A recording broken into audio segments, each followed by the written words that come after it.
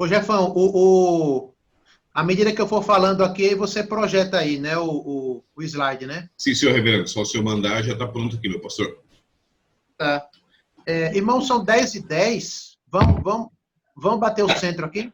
Vamos começar aí nossa conversa, nossa aula. Jefão, sinal verde? Sim, senhor, meu pastor. Tá joia.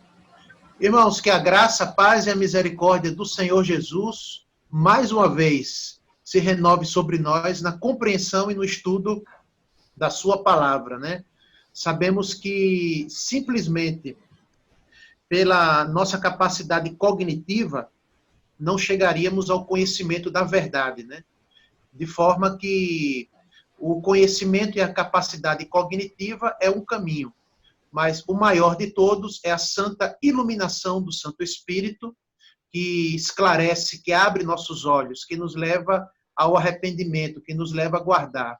É a iluminação do Santo Espírito de Deus, que através da palavra inspira, né? Esperança em nosso coração, arrependimento, fé, consolo, conforto, encorajamento, e por isso que esse momento é tão importante, tão importante. A leitura da palavra e a compreensão dela, né? Eu posso dizer a vocês que nesses tempos, né, de crise de saúde pública, de pandemia no mundo todo, crise política, caos social, ao preparar esse estudo, e foi uma conversa que eu tive com o Jefão ali no final de maio, né, Jefferson, sobre esse assunto. Então, ali no final de maio, tratar sobre esse assunto me fez refazer algumas leituras, né? E como o meu coração se encheu de esperança novamente, de conforto, de segurança, né? Ao olhar para a igreja, ao olhar para o mundo, né? Como está as manobras, o caos social, tudo que gira em torno porque da vida humana, né? Porque nossos olhos se voltam para o Cordeiro que está sentado no seu trono. Então, ao estudar esses assuntos, sempre, sempre o apelo, a exortação que se faz é: tenha os seus olhos atentos ao que está acontecendo ao redor, mas não se esqueça de quem está na regência, né, no governo, no controle de todas as coisas, é o Cordeiro de Deus que já está sentado no seu trono e de lá ele rege corações, mentes, ações e todas as coisas. Então, quero iniciar com essa palavra de saudação, dando boas-vindas a todos nessa manhã. Nós faremos a nossa dinâmica. Eu faço aqui uma apresentação direta, né, de 30 minutos, onde eu vou falando aqui sobre o assunto, vou discorrendo sobre o assunto, e aí a gente deixa aí no final para as perguntas, que fica também até melhor para o Jefferson lá tocar direto aí com os slides, e aí no final você faz o seu sinal, anota a sua pergunta, você vai colocando aí, anotando aí a sua pergunta, e no final a gente vai tirando as dúvidas, né, naquilo que é possível, tá? Então vamos começar com a palavra de oração. Jefferson, daí você tem uma visão melhor e chame aí um servo para interceder ao Senhor por nós na manhã. Daqui eu só consigo ver 2, 3, 4 no máximo, mas você que tem uma visão privilegiada aí, selecione aí o orador da manhã. Amém, reverendo. Vou chamar o Juninho da Ana Paula, nosso presidente do diaconato. Juninho, você pode orar por nós, Juninho? Amém. Pode me ouvir aí? Amém, alto e claro. Agora foi. Oremos então, amados. Grandioso Deus e eterno Pai que está nos céus. Graças te damos, Senhor, por mais esse dia que podemos estar aqui, Pai, reunidos em nome do nosso Senhor. Senhor, abençoe o lar de cada pessoa, Senhor, que está aqui. Abençoe também os que não puderam, por motivos que o Senhor sabe, mas que o Senhor vai de encontro a cada um, Pai. Abençoe, Senhor, o pastor que vai trazendo essa palavra. Abençoe, Senhor, as crianças, Pai, os adolescentes que estão em paralelo a nós, Pai, para adorar o seu santo nome, Pai. Tire, Senhor, de nós os nossas preocupações por estarmos no lar, Pai.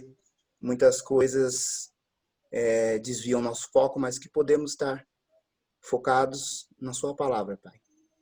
Abençoe, Senhor, a cada um ricamente.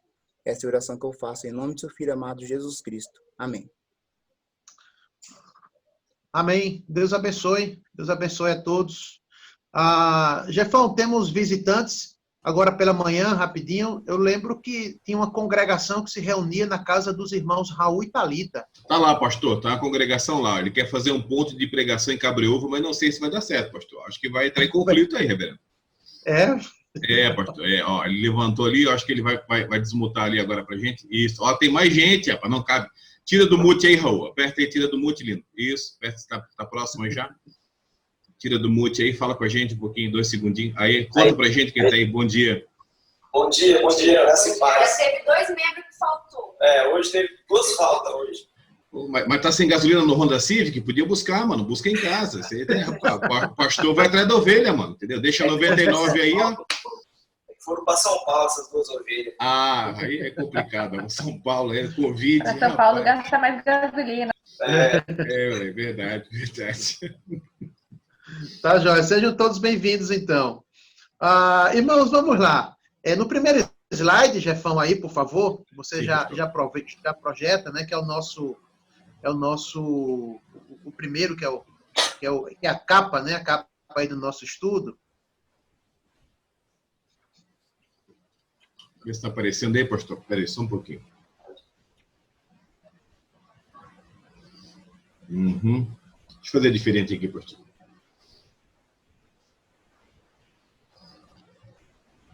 Isso aí.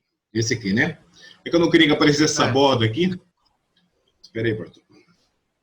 Só um pouquinho.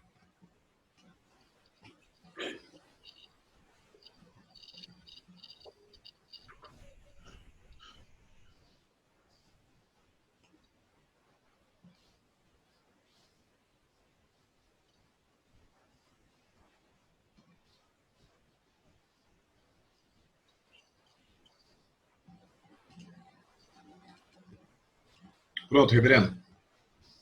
Agora vai. Isso. Ótimo, Boa. isso aí mesmo. Perfeito. Irmãos, esses são os 3 pontos do nosso estudo nesse mês de junho. Nos 2 domingos anteriores, nós trabalhamos a linha do tempo, né, histórico-teológica, onde... Opa! Perdão, pastor. Perdão. Eu esqueci que eu estava transmitindo ali. Continua, pastor. Perdão.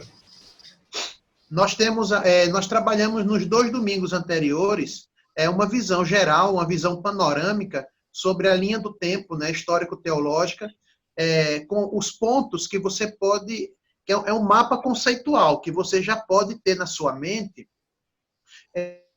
no estudo da Bíblia, na compreensão escatológica, na interpretação do milênio.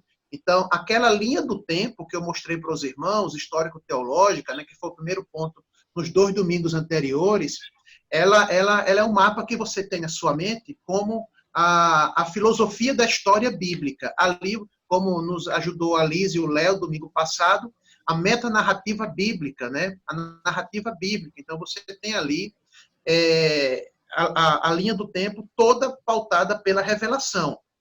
Todos os tópicos ali estão prescritos nas Escrituras, a saber, criação, queda, redenção, juízo final, glorificação e condenação. Então, você tem como ter isso como um quadro na sua mente para a interpretação escatológica, para a filosofia da história, a compreensão da história bíblica, tá? Então, você tem ali a linha do tempo.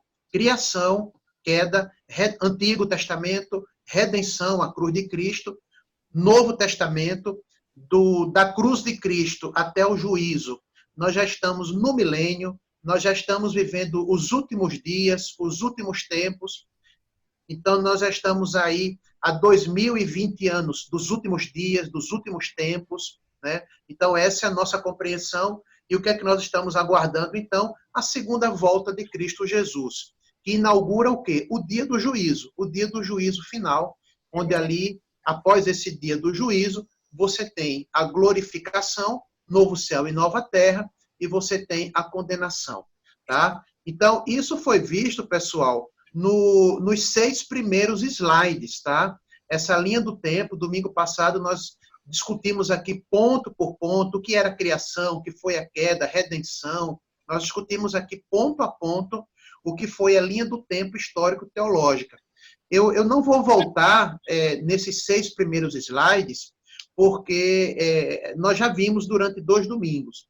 Eu vou entrar com vocês hoje no segundo ponto aí do nosso estudo hoje, e a gente pretende aqui esgotar, né, esse assunto lá no slide 7, sobre os sinais dos tempos. Então, lá no slide 7, Jefão, estou deixando aí para trás todos os 6, que nós já vimos até a aula. Isso aí a gente já viu tudo, né? Até domingo passado. Isso. E aí, isso mesmo. Então, esse é o nosso slide de hoje, no segundo ponto, né, do nosso estudo hoje, que é sobre os sinais dos tempos, Dê mais um clique aí que aparece o texto bíblico, que a nossa irmã Laís vai fazer a leitura. Por gentileza, Laís. 1 Tessalonicenses, capítulo 5, versículos de 1 a 3. 1 Tessalonicenses 5, de 1 a 3. Irmãos, acerca dos tempos e das épocas, não há necessidade de que eu vos escreva, porque vós mesmos sabeis muito bem que o dia do Senhor virá como ladrão de noite, quando andarem dizendo, a paz e segurança. Então, eis que lhes sobrevirá repentina destruição, como as dores de parto, aquela que está grávida, e de modo nenhum escaparão. Ok. Então, sabeis que o dia do Senhor virá como um ladrão à noite, né? Quando andarem dizendo a paz e segurança, eis que lhe sobrevirá repentina destruição. Ora, então, nesse momento agora, vamos trabalhar, então, quais são os sinais dos tempos. É claro que no final da apresentação, se você quiser retomar algum tema dos 6 primeiros slides lá, sobre a linha do tempo, por favor, fique à vontade. Mas aqui a gente vai se concentrar agora nesses chamados sinais dos tempos. Vamos lá, Jefão, por favor, próximo. Tá aí. Então, acho que dá mais um toquezinho que vai aparecer os... Isso, ótimo. Pronto, a gente vai passar um tempinho agora nesses aí. Então, olha lá. Você tem a queda, você tem a primeira vinda de Cristo ali. E você tem, com a primeira vinda de Cristo, a inauguração das dores, tá? E a inauguração da tribulação, até a segunda vinda de Cristo Jesus. Então, o que são os sinais do tempo? O que são os sinais dos tempos? Irmãos, os sinais dos tempos são juízos, são avisos parciais de Deus. Juízos e avisos parciais de Deus no tempo e no espaço, de que apontam para o futuro e grande dia do Senhor. Nós estamos sendo diariamente, mensalmente, anualmente avisados de que o dia do Senhor está próximo, né? Só que na nossa compreensão ali, você tem a palavra tribulação. Quanto mais esse dia de Cristo se aproxima, as coisas tendem a piorar, que é o que é chamado de grande tribulação. Esses sinais, esses avisos, eles ficam mais fortes entre a primeira e a segunda vinda de Cristo, tá? Então, nós já estamos vivendo dentro desse princípio das dores e tribulação. Aí você diz assim, pastor, mas nesse conforto que eu estou aqui, hashtag fica em casa, né? Eu estou aqui no meu conforto, estou aqui aproveitando essa aula aqui pela tecnologia. Ok, mas em alguns lugares desse mundo não é assim. As pessoas não têm essa possibilidade que nós temos de ter uma aula bíblica, uma aula cristã, à luz da Bíblia, né? Como nós estamos tendo agora. Nem sempre foi assim. já no primeiro, segundo, terceiro século ali, a Igreja de Cristo ela foi muito perseguida. Ao longo da história, a Igreja foi muito perseguida. E há momentos também de paz, de segurança, de relativa tranquilidade. Então, nós vivemos nesse misto aí de sinais das dores, princípio das dores e tribulação. Só que a Bíblia nos mostra que, com o passar do tempo, as coisas, né, a situação para a igreja e para os ímpios também tendem a piorar. Tá? Então, é nesse período aí que nós estamos, entre a primeira e a segunda vinda de Cristo Jesus. Ora, tanto nessa primeira quanto na segunda vinda de Cristo, nós temos selos que são abertos. Estes selos aparecem lá em Apocalipse, capítulo 6, até o capítulo 7 de Apocalipse. E os selos que são abertos lá em Apocalipse tem a ver com perseguição contra a igreja. Né? São as perseguições que são feitas ao longo do tempo contra a igreja. E é curioso que, nesse mesmo período, entre a primeira e a segunda vinda de Cristo, esses selos estão sendo abertos, marcando aí a oposição contra Cristo e contra a igreja. Por outro lado também, atenção, em resposta à oração dos santos, à medida que esses santos estão sofrendo, eles estão orando e clamando a Deus por justiça, atenção, as trombetas que aparecem ali em Apocalipse capítulo 8 até Apocalipse capítulo 11, são sinais da resposta de Deus à oração dos santos. Tá? As trombetas são juízos de Deus contra os ímpios, contra a arrogância humana, a presunção humana, o orgulho humano, toda a engenhosidade humana que quer salvar o mundo, que quer salvar a humanidade sem Deus. Tá? Então, as trombetas são juízos de Deus contra o homem. Só que lembre, é resposta de Deus às orações dos santos. Por isso que a gente sempre fala, né? Cuidado quando você ora, porque Deus responde, viu? Cuidado quando você ora, porque Deus responde às orações.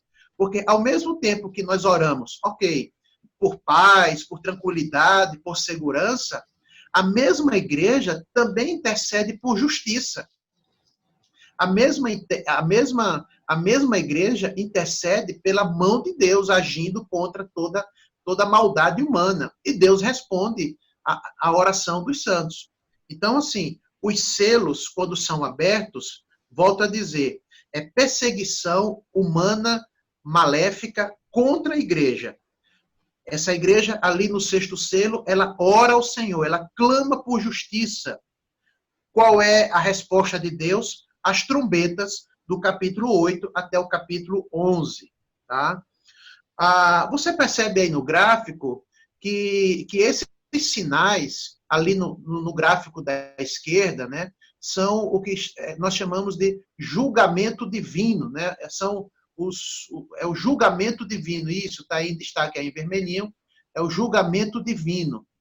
E o que é o julgamento divino? O que é o julgamento divino? O julgamento divino é a consequência do pecado.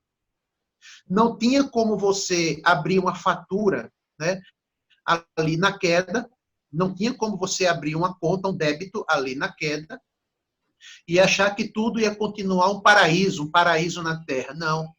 Quando você abre ali uma conta, um débito, uma fatura ali na queda, você tem que arcar com todas as consequências no mundo pós-queda. E o que é que vem, então? Surge, então, como desobediência, como consequência do pecado, como castigo da parte de Deus, as profundas desigualdades sociais e econômicas.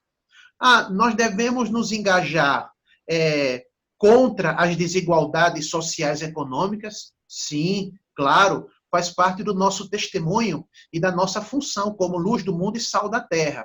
Só que essas desigualdades sociais e econômicas é um problema moral, é um problema de cobiça, é um problema de ambição, é um problema do coração humano. E isso vai perdurar enquanto não houver a redenção final na segunda vinda de Cristo Jesus. O segundo julgamento tem a ver com a natureza. Então, não tem como você desobedecer a lei de Deus, quebrar a lei de Deus e achar que a natureza fosse continuar o paraíso na Terra. Então, hoje, os tsunamis, vulcões, terremotos, maremotos, todo esse rebuliço, né, que tem na natureza, eles são entendidos por nós como sinais do julgamento divino. É claro que no campo, né, no campo da biologia, no campo do estudo, nesse campo da biologia, há muito de uma tendência de ateísmo, achar que o mundo se rege tão somente por leis naturais. Só que, por outro lado, você tem muitos cientistas, né, que são cristãos, que interpretam a natureza e os fenômenos também de uma perspectiva teocêntrica, da perspectiva de Deus, e entendem que esses sinais, né, da natureza não são somente causas naturais, né, como se a gente vivesse no círculo fechado, numa lei de causa e efeito, sem intervenção e sem a mão de Deus. E a Bíblia vai mostrar vários relatos de Deus parando a chuva, Deus concedendo chuva. Você vai ter vários relatos na Bíblia de Deus agindo milagrosamente e providencialmente na natureza para mostrar o seu poder e a sua graça, né? E por último, vem aqui o nosso assunto, né? Lá embaixo, sinal do julgamento divino, a crise na saúde pública, né? A crise na saúde. E o que vem a ser a crise na saúde? O nosso assunto. As pandemias, as epidemias, as pragas, as doenças, né?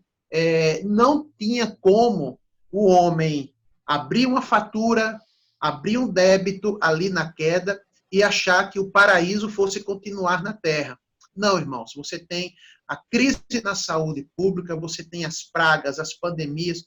Então, pastor, você está dizendo que a Covid-19, a pandemia, a febre amarela, a gripe espanhola, o vírus chinês, ou o que quer que seja, isso daí, por trás de tudo isso, você tem a mão de Deus, o juízo de Deus agindo sobre a face da terra? Sim, a resposta é afirmativa.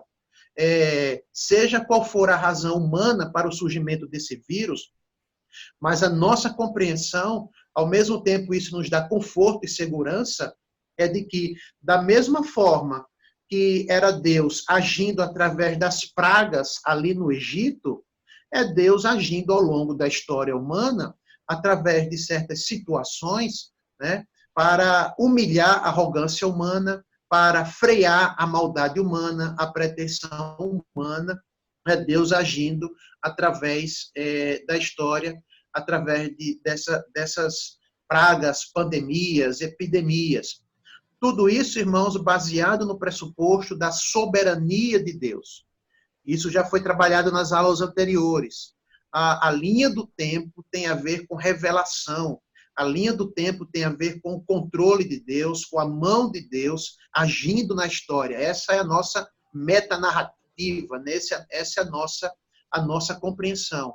De que essas coisas, é muito interessante observar dessa forma, porque nós entendemos que tudo isso está nas mãos de Deus, né?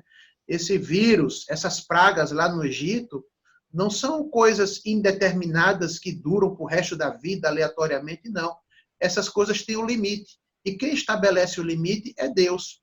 Seja de maneira sobrenatural, ou seja através da capacidade do homem, através de vacinas, através de campanhas, através de controle sanitário. Também, ao mesmo tempo que Deus faz surgir a crise, é o mesmo Deus que capacita o homem, dando condições, dando recursos, né? Através do uso da máscara, da higienização da mão, através do controle sanitário, da vigilância sanitária, é Deus dando condições ao homem para atenuar essas crises aí de pandemias, pragas, o que quer que seja, né? Então, isso daí é o julgamento divino. Olha só o detalhe. O julgamento divino ele vem sobre toda a humanidade, inclusive a igreja.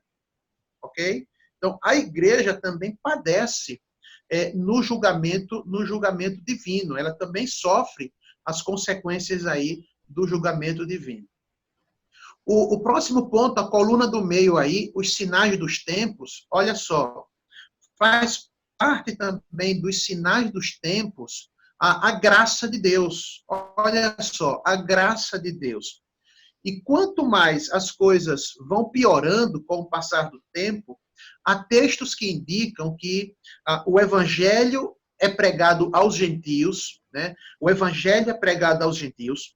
Você vai ter textos também que falam, se não fossem abreviados esses dias, ninguém poderia ser salvo, né? Ninguém ia aguentar esses dias. Você tem a preservação dos santos, você tem a preservação dos santos, a sustentação dos eleitos. Esses dias de tribulação eles foram abreviados justamente por causa do rigor, do sofrimento sobre os eleitos. É a preservação dos santos, é Deus preservando. E é um assunto bem controvertido, mas um plano de salvação para a plenitude de Israel. Isso daí em si é um longo tópico, dá uma boa aula de escola dominical.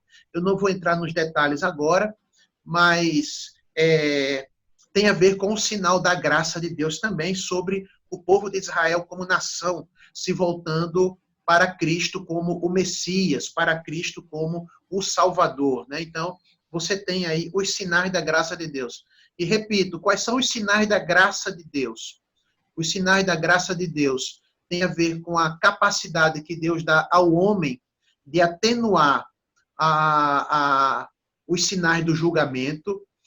Os sinais da graça de Deus têm a ver com a igreja sendo sal da terra, luz do mundo, mesmo sofrendo, mesmo pedindo a intervenção de Deus sobre os maus, mas é a igreja que trabalha e promove a paz, a segurança, a sustentação. Sinais da graça de Deus, a pregação do evangelho.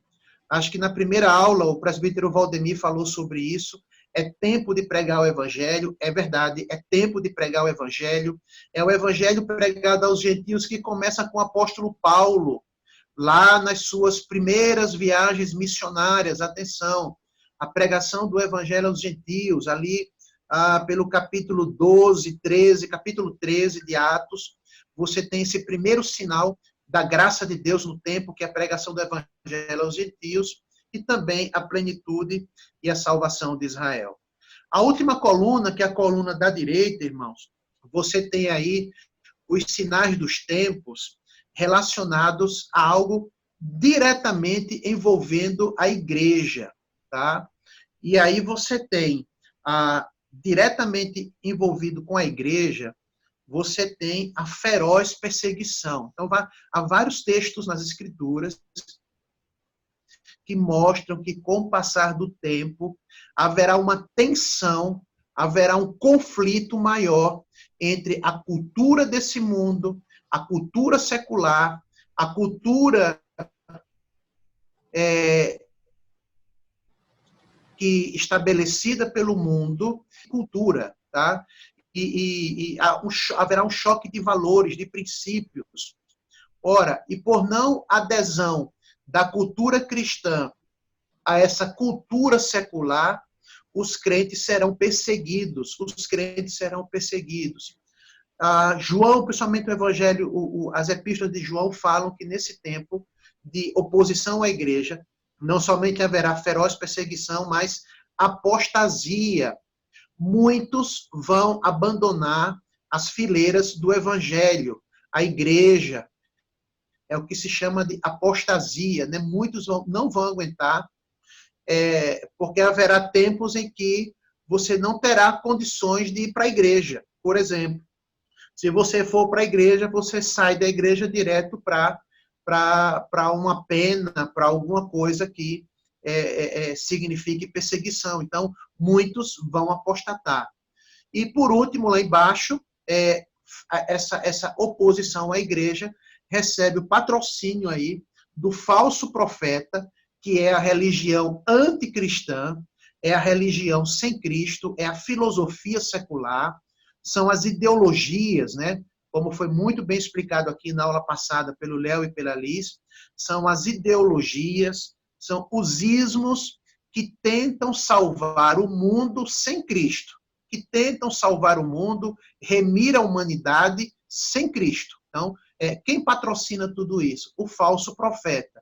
E o anticristo? O anticristo é o governo, né? É a instituição política, né? É o governante, que é o braço, que é a força militar, a força política contra a cultura cristã, contra a Igreja de Cristo Jesus. Então, irmãos, esse é um panorama do que significa os sinais dos tempos. Lembrando, os selos são perseguições contra a Igreja e as trombetas são sinais da justiça divina contra os ímpios, onde muitas vezes os crentes também sofrem, né, com esses avisos, com essa trombeta. Próximo slide, Jefão, por favor.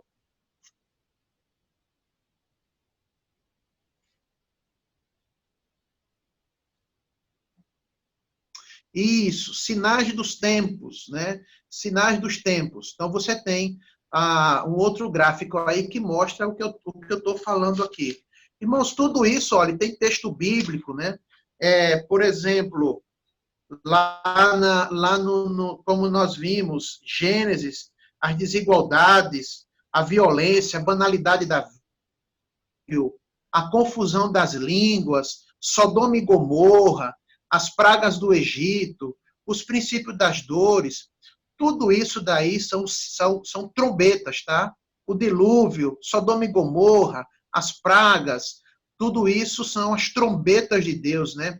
Sobre a humanidade, sobre a arrogância humana, a confusão das línguas ali na Torre de Babel, sinal da justiça contra a desobediência dos homens, né? Então, tudo isso são sinais dos tempos. Os sinais da graça de Deus nós vimos, e agora eu chamo o nosso foco tem a ver com os sinais dos tempos de oposição a Cristo e à igreja, né? Que é chamado também de grande tribulação. Você tem a feroz perseguição, lá no slide anterior nós vimos que você tem a feroz perseguição, você tem a apostasia. Agora, quem são aqueles que patrocinam, quem são aqueles que promovem essa perseguição à igreja, essa perseguição à cultura cristã? E aí você tem alguns dados bíblicos, né? Você tem representando, simbolizando aí essa cultura anticristã, essa cultura antibíblica dos valores cristãos, representados aí na cidade da Babilônia. No passado, você tem ali Sodoma e Gomorra. Ao longo da história, você tem cidades que são uma representação da idolatria, né? De tudo aquilo que é sedução cultural anticristã, né? São imperadores, são pessoas que se intitulam deuses. Você tem Roma, né? Que é considerada como também a cidade da cultura anticristã. Então, você tem aí essas cidades que são uma representação da cultura anticristã. Essas cidades, né, ou esse reino das trevas, ou esse império do mal, né, que a Bíblia mostra, ele é sustentado que é chamada de Trindade satânica e seus agentes. A Trindade satânica e seus agentes.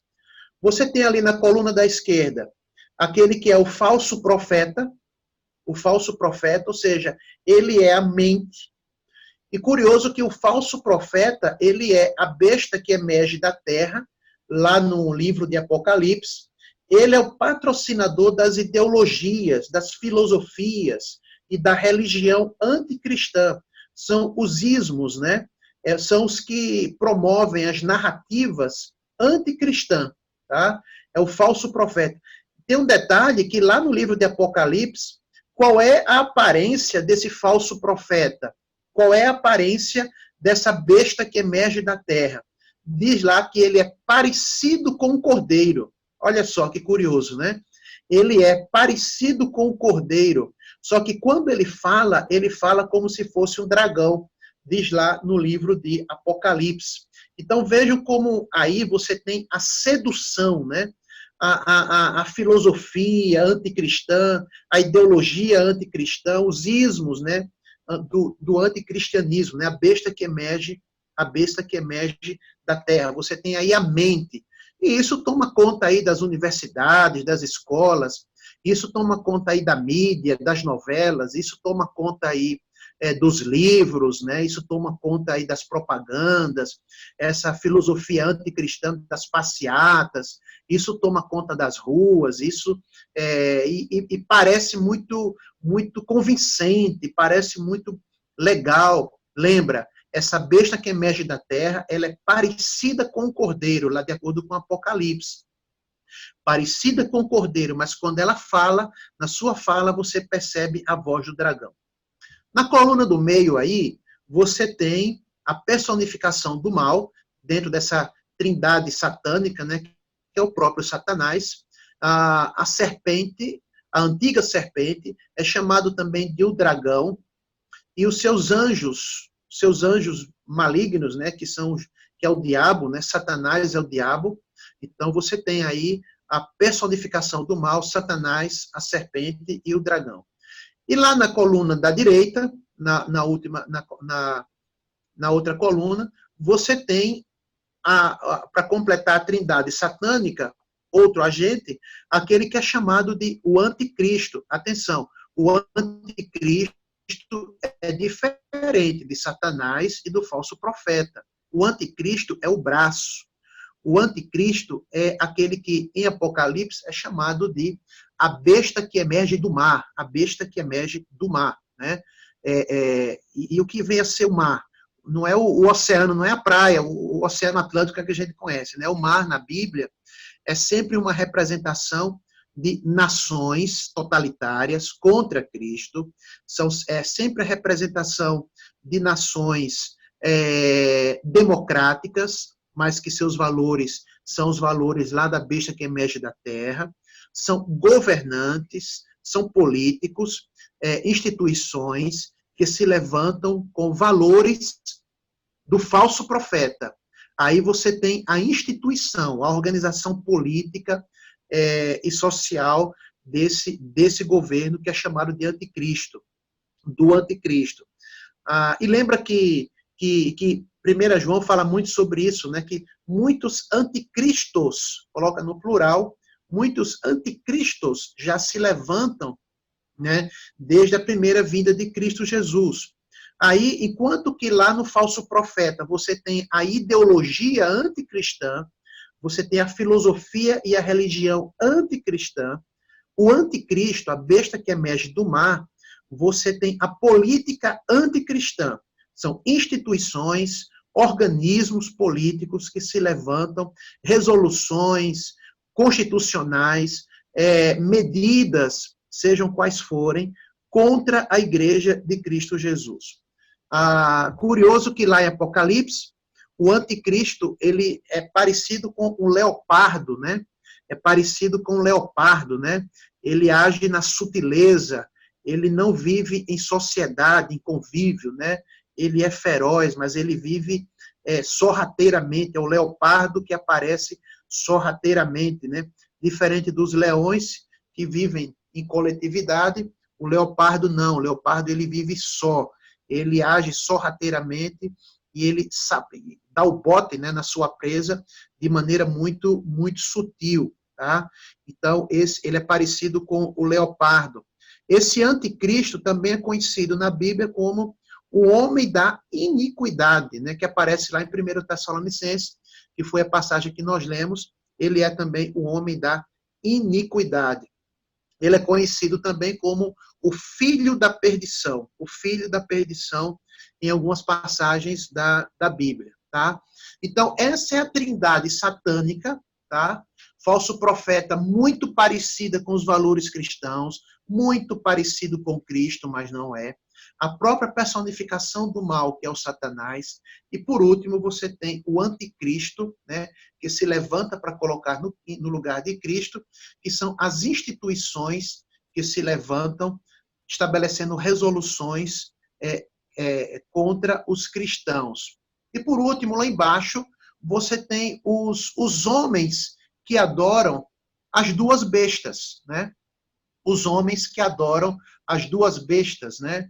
Esses homens, de acordo com o Apocalipse, eles recebem uma marca, 666, né? 666. Os homens que têm a marca da besta, né? São os homens que adoram as duas bestas, que entendem que, de fato, tanto a besta que emerge da terra, quanto a besta que emerge do mar, estão trazendo salvação para o mundo, né?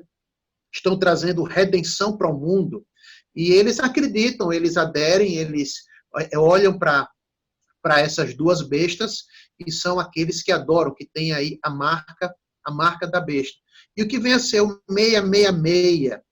O homem foi criado no 6º dia, não no 7º, né? Então, o número 6 é sempre uma representação daquilo que chegou no auge, é aquilo que chegou, o número 6 é aquilo que chegou perto do momento perfeito, né? É a glória humana mesmo, é o homem que é colocado ali como coroa da criação.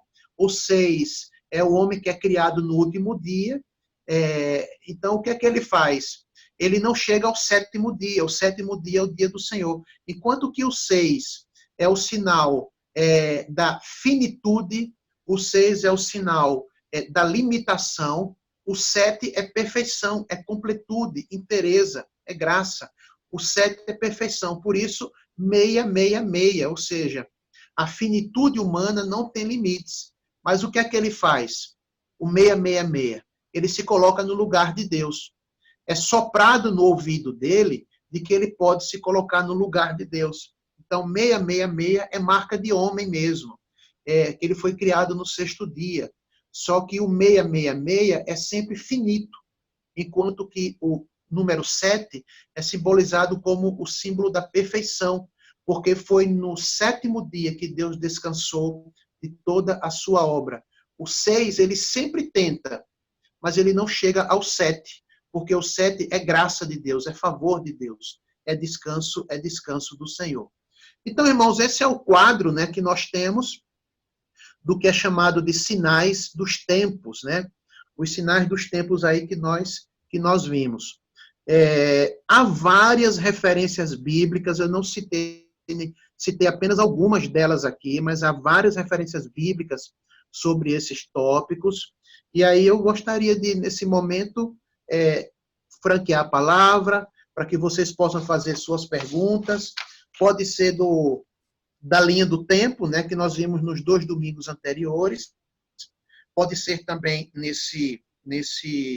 nessa aula de hoje. Só para concluir aqui, né, rapidinho, a pergunta, pastor, e como é que a igreja, né, como é que nós nos comportamos dentro de toda essa trindade satânica? Como é que a gente se comporta em meio a tudo isso? Mais uma vez, eu quero lembrar a vocês algumas figuras que já no Antigo Testamento servem para nós como referência de como que a gente se coloca nessas Babilônias, Romas, nessas situações.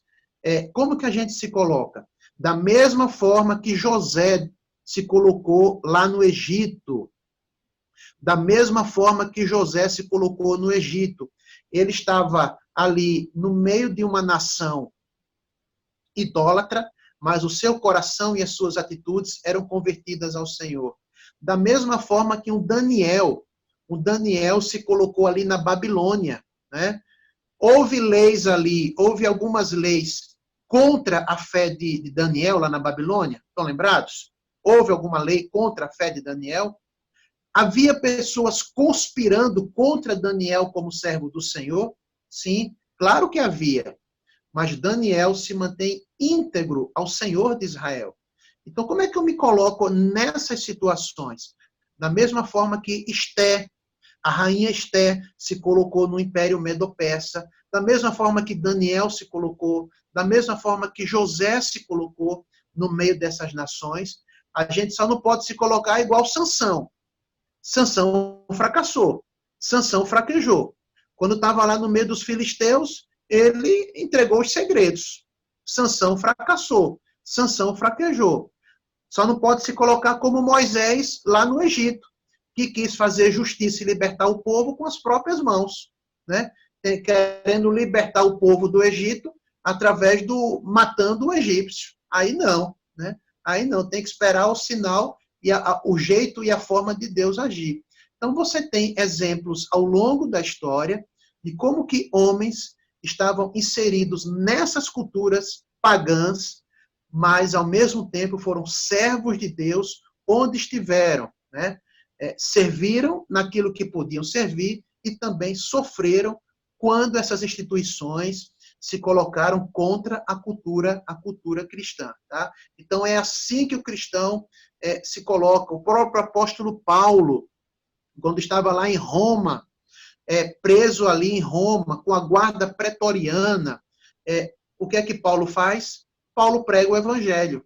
Paulo está em Roma, a igreja está em Roma, e o que é que a igreja faz lá em Roma? A igreja prega o evangelho. Ah, mas eles foram perseguidos no final por Nero, foram queimados vivos lá como tocha, mas está servindo ao Senhor, está servindo a Deus. Então, é assim que o cristão se coloca dentro dessa cultura. Ele não vai se afastar da cultura, ele está dentro da cultura, mas é aquilo que Pedro disse lá em Atos, antes importa obedecer a Deus do que aos homens. Né? É assim que o cristão se coloca, defendendo suas bandeiras da cultura cristã. Irmãos, da minha parte é isso daqui, estou à disposição para quem alguma dúvida, alguma colocação, contribuição, é sempre muito bem-vindo nessa hora. Vamos lá. Jefão, agora você comanda aí, você pilota aí o pessoal com as contribuições, perguntas, enfim. Também, pastora, a Bruna quer falar aqui, vou deixar a Bruninha falar já. Pode falar, Bruna. Bom dia, tudo bem? Está me ouvindo? Bom dia, ouvindo alto e claro. Quiser falar um pouquinho mais alto, ela se agradece. Bruninha. Tá, eu queria fazer uma pergunta que em Apocalipse acontece a abertura dos selos, né? As trombetas, a destruição, e isso parece chega um ponto que você pergunta, né? Tem mais uma coragem de destruir, porque aparentemente é uma repetição, né? Então, eu quero saber se é uma repetição mesmo, por exemplo, a abertura... Eu estou ouvindo mastigado. Aí os 7 selos. Isso é uma repetição da situação. E eu também queria perguntar se são abertos na ordem cronológica. Ô, Bruna. Oi. Só fale um pouquinho mais devagar, porque está chegando para mim bem mastigado. Bem falhando o áudio. Tá. Em Apocalipse, quando acontece a abertura dos selos e as 7 trombetas, isso é uma repetição, porque chega um ponto que acontece a destruição e depois acontece mais destruição e chega um ponto que eu fico me perguntando se tem mais alguma coisa para destruir, sabe? Então, eu queria saber se é uma repetição, né? Ele vai recontando a história com a abertura dos selos e as 7 trombetas. Se isso acontece na ordem cronológica... Deu para entender? Não, entendi. Não acontece em ordem cronológica. Em ordem cronológica, não. Tanto os selos quanto as trombetas, como eu falei lá, são eventos que acontecem entre a primeira e a segunda vinda de Cristo Jesus. Só que há tempos de paz e tempos de perseguição. Então, ali não é ordem cronológica, tá? Ali são fatos que acontecem de repente, tudo ao mesmo tempo, entre a primeira e a segunda vinda de Cristo. Os selos mostram o sofrimento da igreja. Quando os selos são abertos, tanto que o 6º selo é a igreja já clamando, por justiça, e a igreja clama por justiça não é hoje, mas desde a subida de Cristo aos céus, a igreja clama e vai continuar clamando por justiça, né? E quais são os sinais da justiça de Deus? As trombetas que são abertas. E as trombetas são tocadas, aliás, os selos são abertos e as trombetas são tocadas. E essas trombetas começaram a ser tocadas, né, na verdade, desde o Antigo Testamento, com o dilúvio, Sodoma e Gomorra, Jericó, Torre de Babel, Babilônia, que vai ser o assunto da pregação de hoje à noite, no livro do profeta Isaías, capítulo 47. Mas essas trombetas de Deus começam a ser tocadas ali na primeira vinda de Cristo até a segunda vinda. E há momentos em que essas trombetas são tocadas, mas há momentos de paz, de relativa segurança, e há momentos que são muito ruins, né? Então, não acontece em ordem cronológica. Essas coisas acontecem ao mesmo tempo, em maior grau ou menor grau, em maior volume ou menor volume, ao longo da história, dos 2020 anos que temos de cristianismo. Lembrando que nós só temos 2020 anos de cristianismo, tá, gente? Respondi, Bruna? Então, respondeu. Só mais uma pergunta. Mais duas, no caso. Então, assim, não daria para saber em qual trombeta a gente está hoje? Ou não tem como. Não. Sobre essa visão...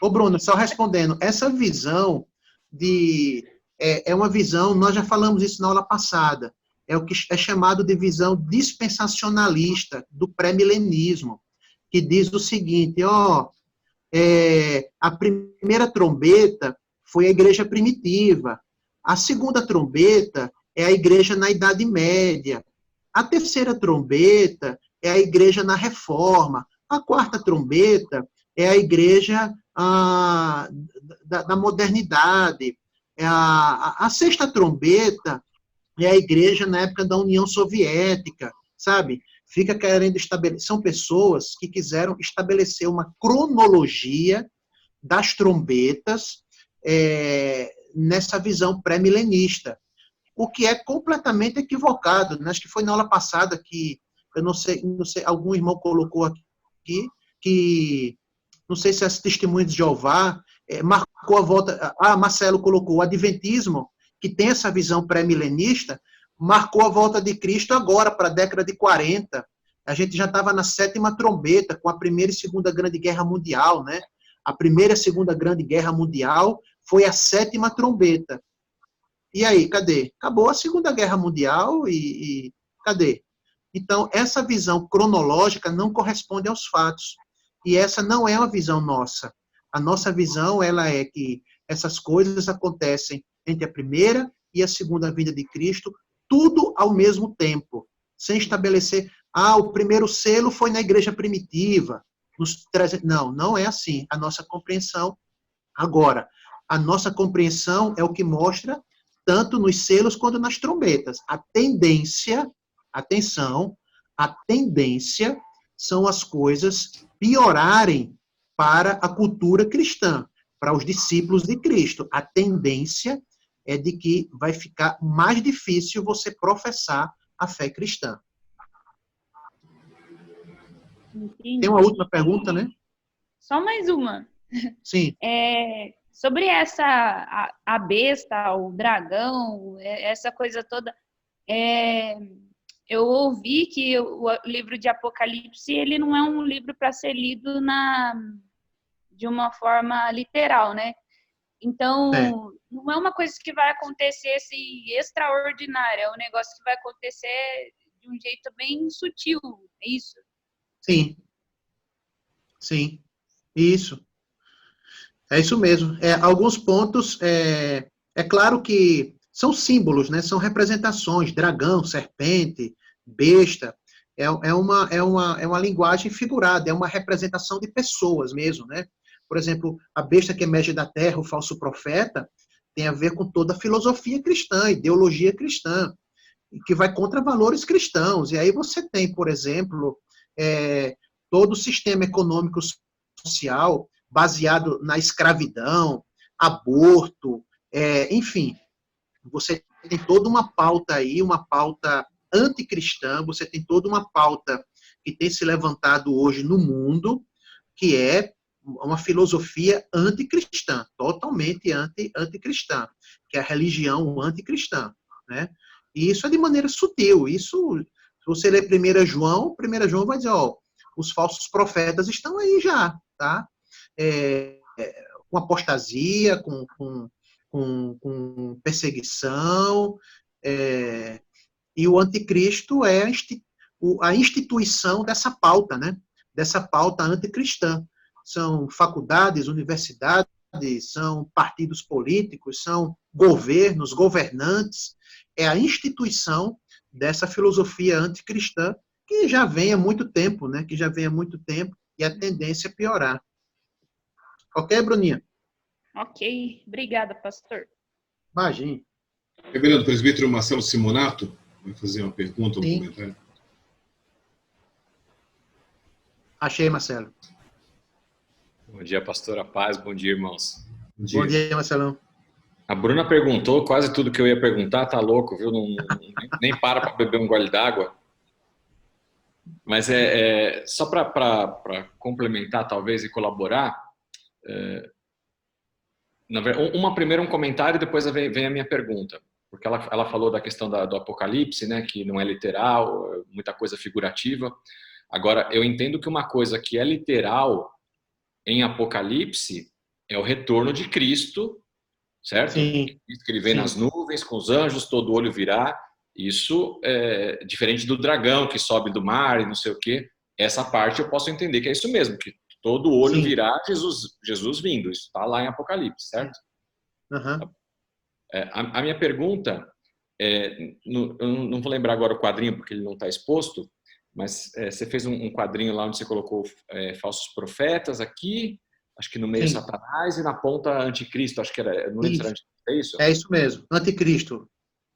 Eu tinha, você vê como a gente tem um sincretismo religioso, por mais que a gente passe anos na mesma igreja aprendendo e tudo mais, mas eu ainda tinha um conhecimento ou uma percepção, obrigado, Jefferson, eu tinha porque quando você explicou aqui do falso profeta e do anticristo, eu entendi que no falso profeta, apesar do nome ser um nome próprio, como se fosse de uma pessoa, na verdade isso aqui é toda uma ideologia, é o mundo que se prega contra Cristo, Certo. e do outro lado o anticristo ligado a toda a política, os líderes, né? A instituição. Isso. Mas a minha pergunta é a seguinte, o que eu tinha na cabeça, e, enfim, se estou errado vou corrigir hoje, me parecia que em algum momento haveria um ser humano, uma pessoa que se espera que se levante como esse líder mor, o comandante ali, eu não sei qual que é a maior patente do exército, o coronel, o braço forte de Satanás, que seria o cara na terra que eu dava o nome para esse cara de anticristo, sei lá. Mas não é isso, então. Alguns entendem que sim, Marcelo. Alguns entendem que sim. Eu já escutei isso sobre o Bush. Sim. Tem muita gente que está falando que esse cara agora é o Trump, que pode ser lá o cara da Coreia. Da China. E aí, será que chegou? Será que é o momento desse anticristo personificando em uma pessoa? Tá. E se eu te disser que, na verdade, alguns já entenderam esse anticristo aí, diferente de ser uma pessoa, alguns já falaram que esse anticristo é a ONU, a Organização das Nações Unidas. Alguns já que o que é o objetivo da ONU, né? É a salvação do mundo, a redenção do mundo, um mundo melhor, ok? Mas sem Cristo, né? A ONU é como se fosse o médico do mundo, a ONU é como se fosse a paz mundial, enfim, é legal. Então, alguns entendem que, por exemplo, ao invés de ser uma pessoa, o anticristo, é um partido político, é uma instituição. Quanto a isso, no grego, dá a entender que é como se fosse uma pessoa, né? O poder concentrado numa pessoa. Mas, por outro lado, uma pessoa não governa só, né? Ainda mais numa situação dessa. Então, alguns já falaram até que seria a própria ONU. Enfim, a nossa dificuldade é a seguinte, fica difícil você... Por exemplo, outro detalhe, os irmãos mais antigos aí vão lembrar, alguns associaram o anticristo à antiga União das Repúblicas Socialistas Soviéticas, né? A União Soviética ali, aquele país era assim, era o anticristo, enquanto que os Estados Unidos era a redenção do mundo. Só que você vai lembrar que é dos Estados Unidos que vem as Madonas, né? Vem as Madonas, que vem aí toda a cultura satânica e anticristã vem desse lugar, vem dos Estados Unidos, tá? Então é muito complicado você relacionar, seja o anticristo, a um país, a uma pessoa, a um partido. O fato é que existe, né? Vai se levantar contra e a gente tem que estar atento. E qual é a característica de todos eles? Falso profeta e anticristo. A salvação do mundo, e a gente precisa estar muito atento a isso, é a salvação do mundo sem Cristo. Eu achei interessante, durante a explicação, em algum lugar você disse que ele vem com uma aparência de cordeiro, né? Mansinho. Em Apocalipse fala, né? Em Apocalipse fala. E aí isso nos dá uma pista de que, por exemplo, então o pessoal vê o Donald Trump como um cara bravo, duro, mas essa não é a semelhança de um cordeiro. O cara lá da Coreia ou da China, enfim. Agora eu vi um vídeo outro dia, acho que era sobre isso que ele talvez levantou a mão aqui para falar, dizendo que esse anticristo poderia ser o Bill Gates, um cara pacífico, tranquilinho, que está comendo pelas beiradas e via tecnologia também estaria fazendo algo como você pensou na ONU, entendeu? Uma forma de controlar o mundo todo, e aquilo que eu falei outro dia do celular, enfim, né, dos controles eletrônicos, que ele indo pela beirada, mansinho ali, sem se pronunciar, sem nada, mas manipulando todo o meio. Não a semelhança, só respondendo ao Marcelo, Marcelo, lá em Apocalipse, capítulo 13, versículo 11, é que diz, que a besta que emerge da terra possuía, parecendo cordeiro. Apocalipse 13, 11. Ela parece com cordeiro. Tem um discurso, tem uma filosofia, tem uma ideologia, tem uma ideia que, isso aí é nosso, é da igreja, é de Cristo, mas na verdade não é. Como é que você vai estabelecer a diferença? O texto diz, mas quando ela, é uma adversativa, quando ela fala, é como se fosse o dragão. Tá? Então, é isso aí. Lídia, aproveita aí que o microfone está aberto. Então, para mim, o anticristo é tudo que é contra a palavra de Deus. Sim. Para mim, não é que ainda vai levantar. Tudo que se é contra, que já se vem já muito tempo já, tudo que é contra, que não é verdadeiro que a gente vê na palavra, para mim já é um anticristo. Sim. Tudo que se fala, né, entre família, porque o certo hoje virou errado, o errado virou certo, né? Sim. Que a turma costuma dizer. Para mim, tudo isso já é um anticristo que já está em Apocalipse, que nós já estamos vivendo isso há muito tempo. Sim. Mas estaria no quadrante de cada profetas, não é isso? Isso. Agora, Lídia, a diferença do anticristo para o falso profeta, qual é? Eu vou colocar para você.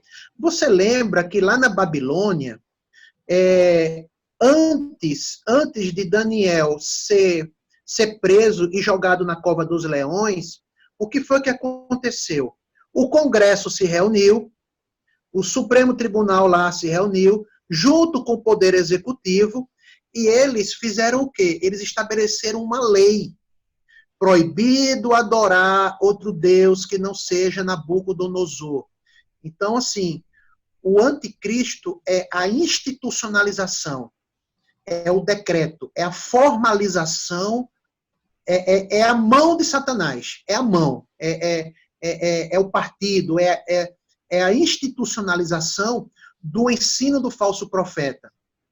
Por exemplo, você conhece a história de Esther. E o que é que acontece? Se minha memória me falhar, me ajudem aí. Antes de Mordecai, o servo, estava para ser preso. Por quê? Porque foi estabelecida uma lei foi estabelecida uma lei que era para não adorar o Senhor. E o que é que Mordecai faz? Mordecai é político. Mordecai chega para Esther e diz assim: ô Esther, você que é a primeira dama, você que ganhou o concurso de beleza, você que ganhou o concurso de Miss, você que foi nomeada aí como primeira dama, você que está no ministério aí, Mordecai é político, irmãos. E essa também, eu acho interessante, né, que a gente tem muito os isentões, né? Os isentões. Não, porque o isentão, porque... Já viu os isentões? Não, porque eu não vou me envolver e tal. Beleza. Mas o que foi que Mordecai fez? Mordecai disse lá para Esther: Esther, agora nós entendemos que você ganhou o concurso aí de Miss Universo, não é à toa. Não é por acaso que você está aí. E diz Mordecai para ela: agora, se você não quiser falar, porque se ela fosse, ela poderia ser morta sem ser convocada, se você não for, você fique tranquila, que Deus, de alguma forma, vai levantar um livramento para o seu povo. Aí, quando ele vai conversar com Mordecai, ou aliás, com Esther, o que é que Esther diz? Não, eu vou, mas eu peço que vocês entrem em jejum e oração. E aí a igreja lá entrou em jejum e oração. Contra o quê? Aquela norma, aquela constituição, aquele projeto de lei que era contra o povo de Deus, que as pessoas poderiam matar o povo de Deus sem que o povo de Deus oferecesse qualquer resistência. Veja só. Tá? Então, o anticristo, diferente do falso profeta, Lídia, é a instituição, é a norma, é uma regra contra o povo de Deus. E aí você vê o engajamento político desse povo, né? O engajamento político aí de Mordecai, de Esther. Ó, Esther, não é à toa que você é primeira-ministra aí, que você não é, você está no conforto do palácio aí, ó, mas o povo está sofrendo. Esse anticristo, ele segue o que o falso profeta, a ideologia está por trás. Ele é o braço, né? É o que põe em execução aquilo que ele recebeu no ouvido. Isso, exatamente. Amém. Reverendo, eu queria fazer uma colocação, se o senhor me permite. Sim, eu falou sobre a questão de 7 selos, né? Apocalipse 5, 7 selos, Apocalipse 8, 7 trombetas, Apocalipse 15, 7 flagelos. E a gente está aivado, né? A gente está... Na internet tem muita teologia dispensacionalista, né? Essa Sim. questão, né? Deixados para trás, né? Exatamente, né? Que aí tem livro, tem coleção de livro, tem filme, tem série, né? Série, tem tudo, Isso. Né? E nós tivemos em 1986, não sei se o senhor vai lembrar, reverendo, não sei se o senhor é dessa época, acho que não, 86. Em 86, foi lançada uma seita chamada Crescendo na Graça. Na verdade, uma seita de fala espanhola, né? Crescendo na Graça, com um cidadão chamado José Luiz e Jesus Miranda, que ele falava que ele era a reencarnação de Cristo. E essa seita, ela promulgava que o 666 era o símbolo da perfeição, o símbolo, na verdade, que levaria várias pessoas ao sucesso. Ela chegou aqui no Brasil, há uns 10 anos atrás, e saiu, inclusive, uma reportagem na Record sobre essa seita. Várias pessoas tatuando 666 no corpo, tatuando 666 no braço, e outras pessoas na testa, né? E quando o senhor fala sobre essa questão de que o anticristo já foi interpretado como várias pessoas, e voltando novamente à antiga União Soviética, né? Mikhail Gorbachev tinha um sinal de nascença na testa, não sei se o senhor lembra, e algumas pessoas, inclusive, falavam... domingo passado eu estava sem internet, eu não pude acompanhar o comentário do meu presbítero, diziam que, inclusive, poderia ser, né, o sinal, né, que ele era o escolhido, etc., tal, né, o anticristo. Deixa eu perguntar para o senhor, reverendo, o pessoal com medo de vacina, a vacina é a marca da besta. O pessoal com medo de usar o Mastercard, o Mastercard é a marca da besta. O pessoal com medo de usar... Como deve se comportar o cristão presbiteriano? Porque eu entendo... Isso. Eu entendo que nós presbiterianos ou reformados, ou o cristão que tem buscado um pouco mais a palavra de Deus, deve ficar na segurança do que a Escritura nos traz. Porque quando eu olho essa teologia dispensacionalista, eu vejo o desespero do ser humano em querer marcar uma data, em querer dizer assim, olha, fica pronto porque é semana que vem. Adventista, é 1945.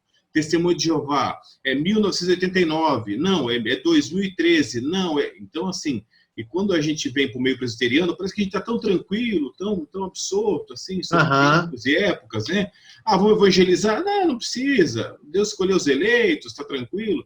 Então, eu quero saber como nós devemos se comportar, porque essa é uma época que muito se fala sobre chip, muito se fala sobre uma vacina, muito se fala sobre o sinal, né? Se eu puder contribuir por mim, eu agradeço.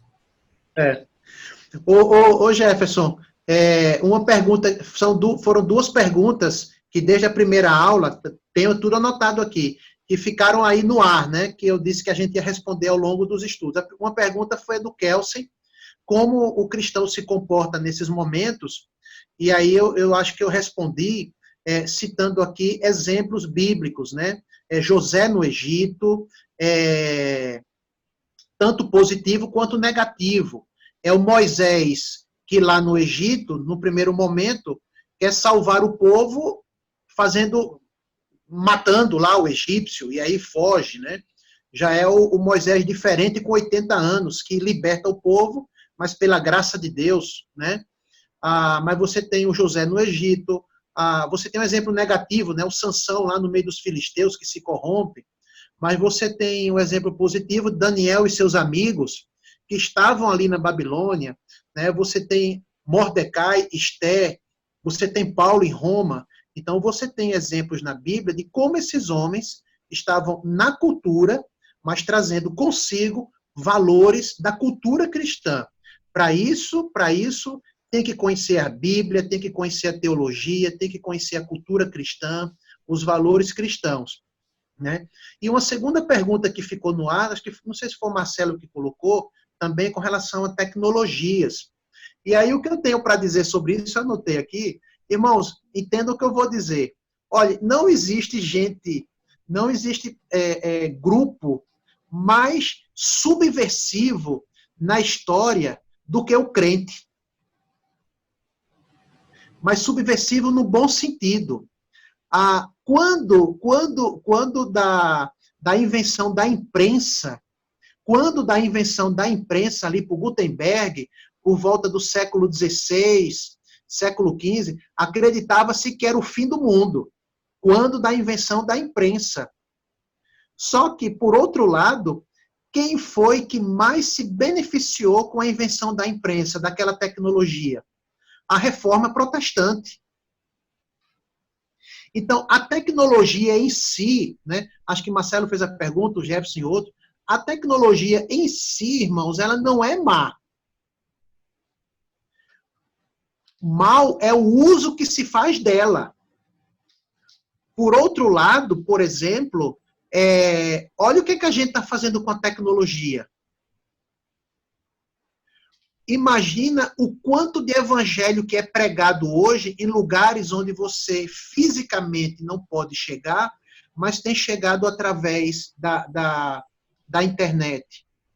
Lembra que na época, na primeira metade do século XX, ali com a cortina de ferro, né, com os países socialistas, atenção, países socialistas, onde não se podia pregar o evangelho, como é que o evangelho chegava? Através das ondas de rádio, ondas médias e ondas curtas.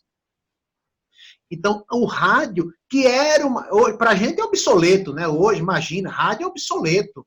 Mas, na época, foi uma tecnologia que foi utilizada para a pregação do evangelho. Então, é por isso que nós, presbiterianos, a gente não olha, a gente não faz a deificação das coisas. O que é isso? É a sacralização das coisas, né? A gente não atribui valor mágico para as coisas. Água ungida, celular profano, cartão de crédito profano. O valor não tá, o computador satânico. Não, o valor, irmãos, não está nas coisas. É o coração, é o uso que se faz dessas coisas. Tá? Então, o que é a vacina? A vacina é sabedoria de Deus, mão de Deus, ao longo da história, para atenuar o sofrimento humano.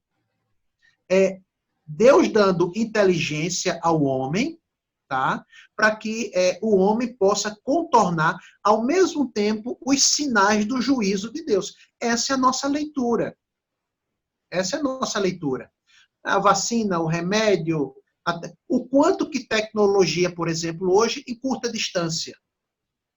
Então, assim, por que o presbiteriano não fica apavorado? Porque saiu um celular agora que vai fazer isso. Saiu um computador que vai fazer isso. Saiu um remédio agora que vai fazer isso. A gente não olha para as coisas como sendo profanas e sagradas. As coisas estão aí e elas vão servir de acordo com aquilo que você... Na verdade, essa questão de vacina, eu estou muito mais preocupado. Não é que ela vai ser mal ou ruim. A questão é o laboratório que vai faturar em cima disso. Aí é que a gente tem que estar ligado. O laboratório que vai ganhar muita... Na verdade, quem está na área administrativa aí sabe que quem nessas horas... Ninguém inventou vacina aí para a doença da malária, da dengue, porque isso só dá em nordestino, né? Lá, que não tem dinheiro para comprar, e lá no pessoal do norte, lá. Mas para a Covid, tem um monte de laboratório aí, ó, querendo inventar a vacina, para quê? Para faturar, para ganhar, né? Então, é isso que a gente tem que estar atento, né? Fazendo convênio aí com o laboratório chinês, né? Esquisito, né?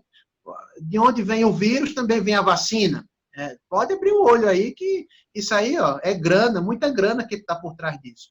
E não se esqueça, aborto e não sei o quê. Irmãos, tudo isso existe a indústria farmacêutica.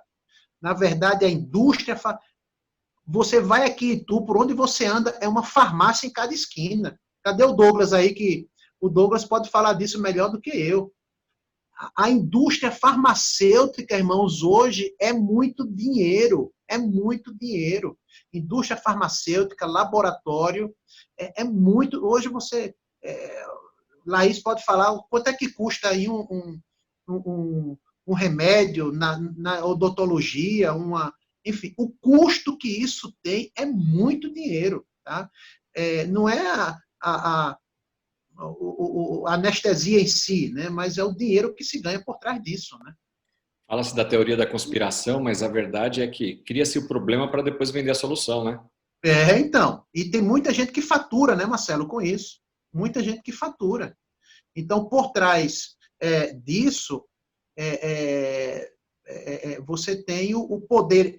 Agora, e aí sim, quem controla a informação e quem controla o capital vai controlar o mundo, né?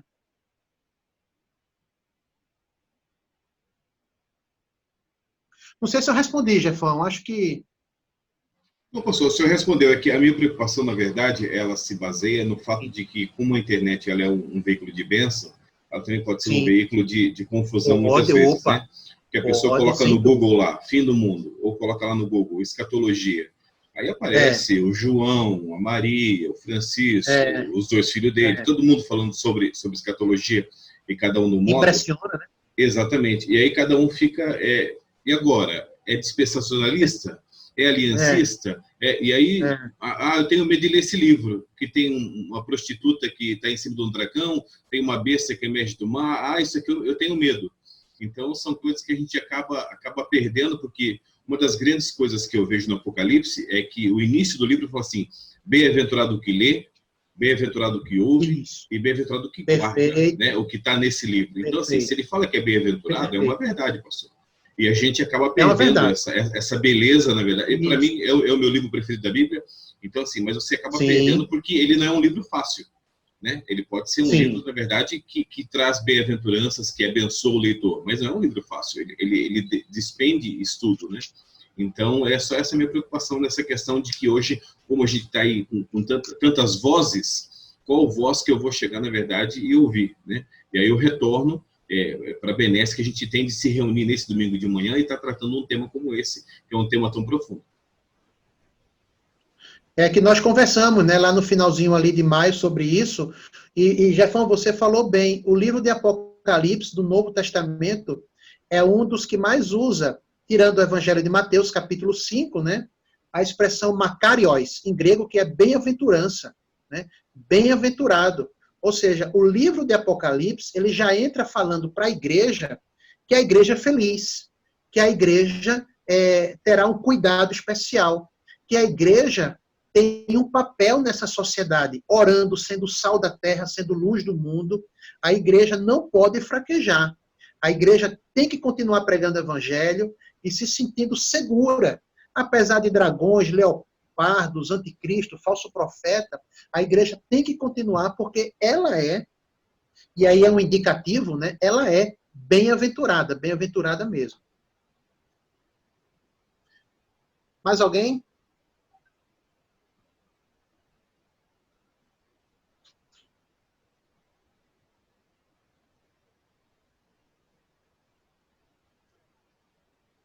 O presbítero Valdemir vai falar, Verano. Opa, vamos lá, Valdemir, por favor. Opa, não, só eu queria aproveitar a fala do Jefferson aí, né, quando ele fala sobre essa questão da riqueza, né, da beleza do Apocalipse, né, porque realmente, né, a gente vê as pessoas tão preocupadas com os sinais, com aquilo que vai acontecer, né, quando a gente, e aí conversando um tempo atrás, porque logo no começo aí da minha conversão, esse foi um assunto que, assim, eu me dediquei muito para estudar, muito livro, tinha muita curiosidade em relação a esses sinais, as questões, né, que falam sobre os fins dos tempos. E aí, conversando com o pastor Israel, uma vez ele falou para mim, ele falou: Valdemir, o que a gente tem que sempre se atentar muito na questão de Apocalipse são coisas como o que Jesus fala lá em Mateus 24, né, aquele que perseverar, prega o evangelho, né? Quando a gente olha para Apocalipse ali, logo no começo, na carta à igreja de Esmirna, e ele coloca ali, né? Satanás vai enviar alguns para as prisões, vão matar, mas ele diz: ser fiel, né? Apocalipse 2:10, ser fiel até a morte e dar-te-ei a coroa da vida, né? Então, assim, essa questão de que haverão tempos muito difíceis, né? Seja ali da questão da feroz perseguição, ou mesmo da apostasia, ou quando vier aí os falsos profetas, tudo isso para que a igreja, né, se prepare, para que a igreja se fortaleça na palavra, para que a igreja persevere, né, em seguir ao Senhor, persevere na pregação do evangelho, esteja preparado para aquilo que há de vir, né? Esse é o grande... Porque muitas vezes as pessoas estão tão apegadas em identificar um sinal, ou uma data, ou uma época, né, como foi o Adventista e o Testemunho de Jeová, mas quando, na verdade, tudo isso, né, a palavra de Deus está nos dizendo: olha, igreja, os tempos estão sendo abreviados, as coisas estão acontecendo, como que vocês estão, né? Esse é o grande X, assim, como se comportar, como que eu estou para enfrentar aí uma questão de uma perseguição feroz, ou uma questão de apostasia, ou falsos profetas, ou ideologia. Então, né, assim, eu vejo muito essa questão de que Apocalipse, se prepara, tome cuidado, né, se fortaleça, né, jejue, ore, faça como foi citado aí, né, Daniel, José, outros que, mesmo em meio a toda aquela perseguição e aquela ameaça de morte, enfrentaram fornalha, enfrentaram cova de leões, mas perseveraram, né? Então, eu acho que isso que o Jefferson falou é bem importante, né? Que toda vez que a gente olha para esses acontecimentos e para esses estudos, é pensar sempre nessa questão: tá, mas como é que eu estou, né? Neste momento, diante de tudo isso, qual o meu papel? Né? Quanto que eu tenho aproveitado de oportunidade para falar do amor de Cristo, para falar de que a igreja vai vencer tudo isso e que as pessoas precisam depositar toda a sua confiança no Senhor, né? Criador de todas as coisas. Então, acho que esse é um ponto que é bem importante para a gente ler, se preparar, mas voltar para uma reflexão e falar: opa, como é que eu estou? Né? Como é que eu estou preparado e o que eu estou fazendo diante desse cenário todo aí, como um instrumento, né, como um enviado do Senhor para testemunhar aí o nome de Jesus, né, a graça do Senhor em meio a tudo isso, né? Eu acho que esse é um ponto bem interessante para a gente, sempre que estudar, né, Apocalipse, os acontecimentos, refletir mais sobre essa questão aí do nosso papel, né? Ô Valdemir, Apocalipse capítulo 2, versículo 10. Não tenham medo das coisas que estão para sofrer. Eis que o diabo está para lançar em prisão alguns dentre vós, para ser dispostos à prova, e tereis tribulação de 10 dias. Mas seja fiel até a morte, e eu te darei a coroa da vida. Apocalipse 2:10. Seja fiel até a morte, e eu te darei a coroa da vida. É isso mesmo. Amém. É isso mesmo. Né?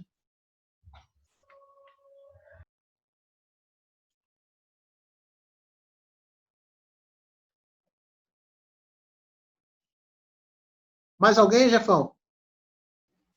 A princípio não, reverendo. Todo mundo em paz. Todo mundo tranquilo? Todo mundo. O Kelso foi beber água, voltou. Tá todo mundo tranquilo aqui, pastor. Eu achei que o Kelso ia falar. O Kelso fez vários sinais. Tá preparando o almoço, Kelso? Não, preparando o almoço, cuidando de criança. Multitarefa, meu. Multitarefa. Kelso, alguma pergunta? Eu acho que, não sei se eu tinha citado uma pergunta que você fez lá na primeira aula. Olha lá, hein? Não, então, eu só queria fazer uma colocação a respeito daquilo que a gente estava comentando a respeito da institucionalização das coisas, sabe? Que quando a gente estava falando lá atrás, né? Eu acho que nós temos que tomar muito cuidado e fazer uma reflexão bastante profunda dentro do contexto que a gente está vivendo hoje, e sabendo que a gente tem, sim, uma influência cultural, uma influência política, uma influência econômica, inclusive de outros países, né? Nós aqui no Brasil, né? Na nossa realidade hoje.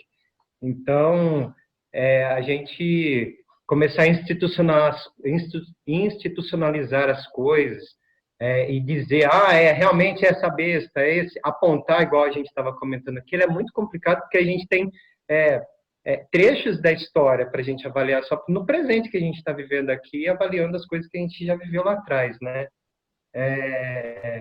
Falar que a Rússia naquela época, lembra do contexto de Segunda Guerra Mundial, falar que a Rússia era uma besta, é difícil você institucionalizar as coisas, né? Até porque, isso pode até dizer com mais autoridade do que eu, nesse contexto, por exemplo, de Segunda Guerra Mundial, Getúlio Vargas, ele flertou várias vezes com o nazismo, e depois contra uma imposição americana lá, que ele foi, né? Ele puxou para o outro lado, né? Mas então, percebe, eu acho que é muito complexo, a gente tem que refletir bastante, é algo que serve para a nossa instrução, mas é algo que a gente fica refletindo, né? Veja só, quando a gente fala aqui da institucionalização, tem a ver, basicamente, Kelsen, com leis e normas contra aquilo que é cultura bíblica. Por exemplo, quando Nero institui, né, o Nero, imperador, institui a perseguição contra os crentes, e esse era o contexto do livro de Apocalipse, o primeiro século, você tem ali uma instituição anticristã mesmo. Quando os judeus ali de Jerusalém instituíram a perseguição contra a igreja, contra Estevão, contra os mártires, contra Tiago, que foi morto, você tem ali uma instituição contra a igreja de Cristo. Então, é isso que eu estou falando, né? Você tem ao longo da história, e vai ter muito, onde as pessoas são proibidas de cultuar ao Senhor, por exemplo. E isso é como eu falei, independente se é Estados Unidos, União Soviética, enfim, o que quer que seja. A instituição... Independe de ser direita ou esquerda, né? Hã? Eu entendi. Independente de ser direita e de esquerda, o problema em questão não vem a ser esse, né? A questão não é essa, né? Que a gente está discutindo, que a gente está conversando aqui. A questão é a influência dessa cultura contra no a igreja. cristianismo. Isso, exatamente. E isso não tem lado. Isso daí, você tem que ficar atento quanto a isso em todo lugar, por conta dessa perseguição que se levanta, né? É claro que bandeira vermelha, bandeira, isso aí tem várias bandeiras, né? Mas a gente tem, como cristão, é que a gente tem que estar atento a isso. São bandeiras que se levantam contra os valores cristãos. Por exemplo, nos Estados Unidos, por volta do ano de 1700, você tinha parte da igreja que era a favor da escravidão e você tinha parte da igreja que era contra a escravidão, por exemplo. A Revolução Americana, né, a Guerra Americana. Você tem, de um lado, uma igreja que apoia a escravidão e tem, do outro lado, uma igreja que é abolicionista, né, uma igreja que luta contra a escravidão. E aí o nosso papel é estar atento àquilo, como disse o Jefão, aí disse o Valdemir. A gente tem que estar atento aos valores bíblicos, né, o fundamento bíblico, para poder se engajar nessa luta aí contra tudo que se levanta os valores cristãos, né? Você tem, por exemplo... estava comentando sobre tecnologia, né? Outro exemplo também. Pode falar. Você tem na Alemanha, por exemplo, na Alemanha de Hitler, você tinha a igreja alta, que era o luteranismo, que era a favor do partido nazista. Mas, por outro lado, você tinha a igreja que é chamada de igreja baixa, igreja confessional, liderada por Dietrich Bonhoeffer, né, que é um teólogo luterano, que é um teólogo alemão, que ele luta contra o sistema nazista, né? Inclusive, ele foi a vir de fato mesmo, fazendo parte de um planejamento lá de atentado contra Hitler, né? E ele, até o filme, ele foi morto. Então, você tem uma igreja luterana que ficou seduzida, né, pelo partido nazista ali, né? E por outro lado, você tem a igreja militante, a igreja baixa, que está lutando contra esse nazismo aí. Então, o que nos compete é perceber aquilo que é instituído, seja por esse ou por aquele partido, que vai contra a cultura cristã, contra os valores de Cristo, que vai atingir nossa família, que vai atingir nossa casa para resistir, né? Pastor, acho que cabe uma palavra aqui só. É muito bom lembrar que quando Lutero trabalha na Reforma, e os primeiros cristãos reformados começam a se chamar de luteranos, ele enfaticamente adverte-os, dizendo quem é Lutero, né? Uma frase muito, muito forte dele, ele fala que Lutero não é nada mais do que um saco de vermes, né? Que não merece que a igreja seja chamada de luterana, né? Afinal, Cristo é quem morreu, né, por esses cristãos. Porque você vai notar, não somente no finalzinho da vida de Lutero, alguns deslizes, né, mas como também nesse caminhar da igreja, principalmente na época da guerra, que fala-se igreja luterana, e aí se faz uma ligação com o reformador que não há, né? Não existe, o reformador já morreu, já foi embora, a visão da igreja ela perdeu-se no meio daquele caminho por causa do contexto, né? Isso é muito complicado. Quando também nos acusaram, a igreja presbiteriana é a favor do casamento homossexual há alguns anos atrás. Não era a igreja presbiteriana, era um vínculo da igreja presbiteriana dos Estados Unidos, que estava começando com a sua teologia liberal a flertar com essas ideias. Então sempre tem que ter só esse cuidado, né? Com essas associações, né? Foi um presbiteriano, foi um luterano. Opa, só um pouquinho.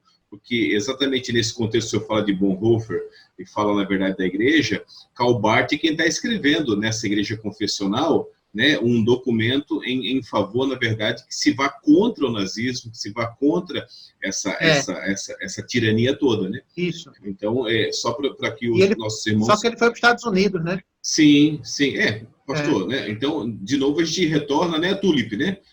O ser humano é pecador, né? Agora, o que acontece? Só para a gente cuidar com essas associações nesse decorrer de estudo, né?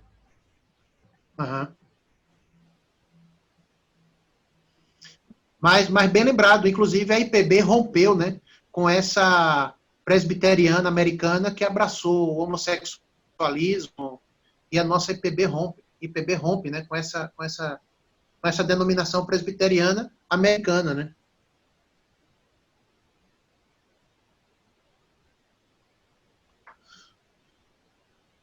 Mais alguém?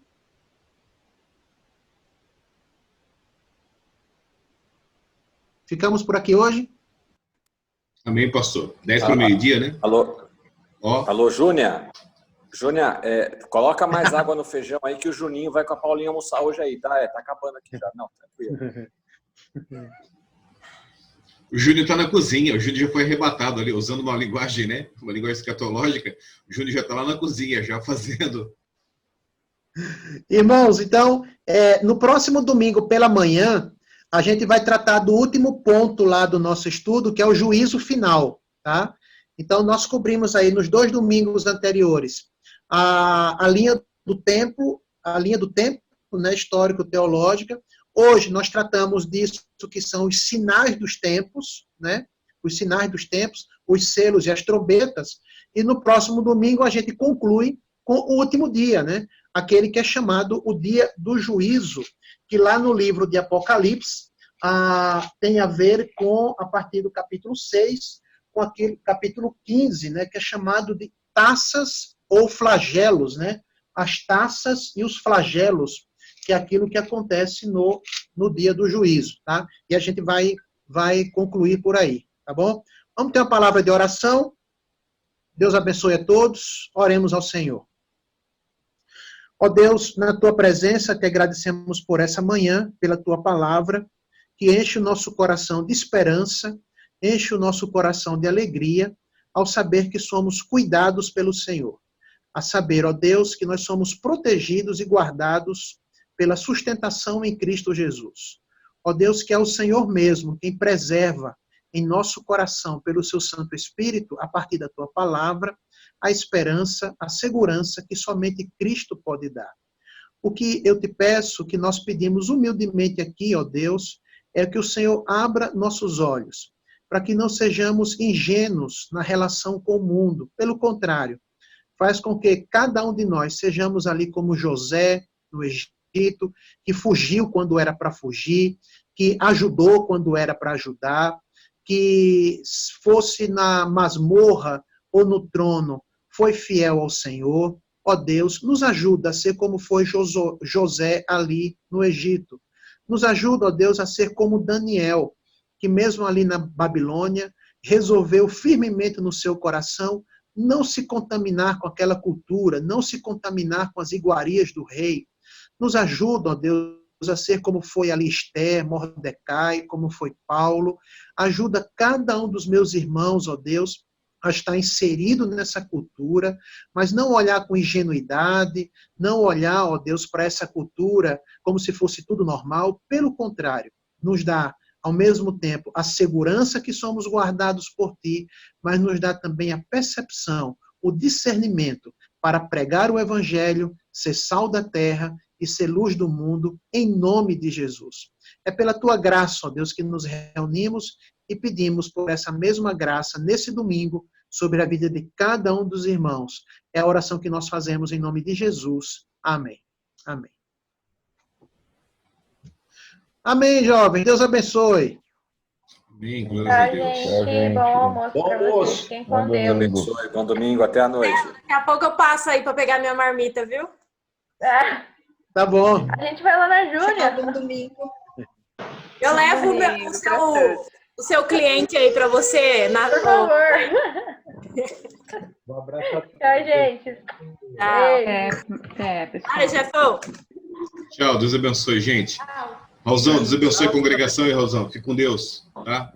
Um abraço às visitas, que é domingo que vem. Kelsen, Deus abençoe, Kelsen. Bruninha, Deus abençoe, Bruninha.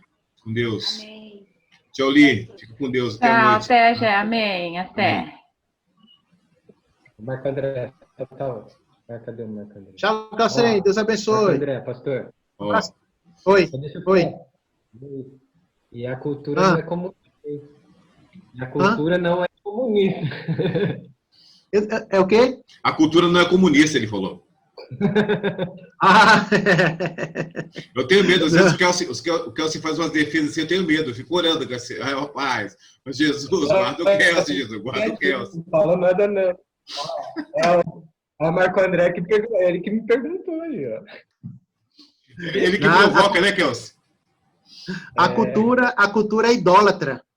Essa é a nossa enquanto que a nossa cultura é teocêntrica, né? A nossa cultura é cristocêntrica, a cultura é idólatra, né? E é isso que a gente tem que ficar muito atento, né? Seja através de uma música sertaneja tão inocente, ou seja através de um heavy metal, seja através do que quer que seja, o problema da cultura é a idolatria, porque junto da idolatria vem a pornografia, vem a pedofilia, e é isso que a gente tem que estar atento mesmo. Na verdade, ela é muito sutil, né? Ela é sutil, ela vem entrando. No seu campo mesmo, na sua área da biologia, você vai ter aqueles que olham para a natureza, para o meio ambiente, com óculos da cosmovisão cristã, e tem aqueles que olham para a natureza, para o meio ambiente, apenas uma relação de causa e efeito, sem sentido, aleatório ou acaso, que não é a perspectiva bíblica, né? E essa percepção é a cultura anticristã na ciência, na tecnologia, enfim. Então, a gente tem que estar muito, muito atento a isso, né? Muito atento a isso.